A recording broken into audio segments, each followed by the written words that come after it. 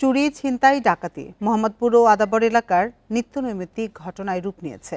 পরিবেশ পরিস্থিতি বিবেচনায় এই দুই এলাকাকে সন্ত্রাসের অভয়ারণ্য বলছেন কেউ কেউ।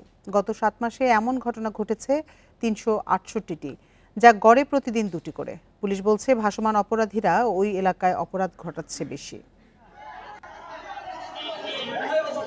10 সেপ্টেম্বর ভোর 4টা 33 মিনিট মোহাম্মদপুরের নবীনগর ও বসিলা 40 ফিট এলাকার খালের পাড়ে ছিনতাইয়ের সময় 4 ছিনতাইকারীকে আটকে গণপিটুনি দেয় স্থানীয়রা। এতে নিহত হন 2 জন, বাকি 2 জন হাসপাতালে চিকিৎসাধীন।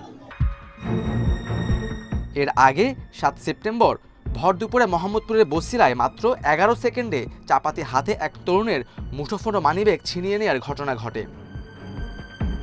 ডিএমপির পরিসংখ্যান বলছে চলতি বছরের 7 মাসে তেজগাঁও বিভাগে ডাকাতি, দস্যুতা, খুন, চুরির মামলা হয়েছে 368টি। এসব ঘটনার বেশিরভাগই মোহাম্মদপুর ও আদাবর এলাকায়। গড়ে প্রতিদিন 2টি করে এমন অপরাধে মামলা হচ্ছে এসব এলাকায়। গোয়েন্দা তথ্য সংগ্রহ করা। পুলিশ বলছে মোহাম্মদপুর ও আদাবরে প্রতিনিয়তই গ্রেপ্তার করা হচ্ছে আসামি, যাদের অধিকাংশই ভাসমান।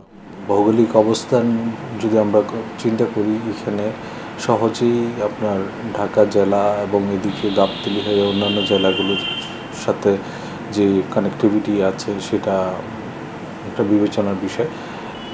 তো আমরা চেষ্টা করছি এখানকার জনবল বৃদ্ধি করে আমাদের যে লজিস্টিক্স সেটা আর একটু বাড়িয়ে মোহাম্মদপুর থানা এবং সংশ্লিষ্ট এলাকার যে অপরাধ সেটাকে নিয়ন্ত্রণ আনার জন্য। আইন শৃঙ্খলা বাহিনীকে আরো কৌশলী হওয়ার তাগিদ অপরাধ বিশ্লেষকদের। আইন শৃঙ্খলা বাহিনীর বিশেষ অভিযান যেরকম পরিচালনা করা দরকার, সেখানকার মানুষের মধ্যে আইন শৃঙ্খলা পরিস্থিতি সম্পর্কে একটা স্বস্তি আনার জন্য সেটি প্রয়োজন। পাশাপাশি পুলিশের টহল কার্যক্রম, তাদের যে আমাদের গোয়েন্দা সংস্থাগুলো তৎপরতা বাড়ানো প্রয়োজন।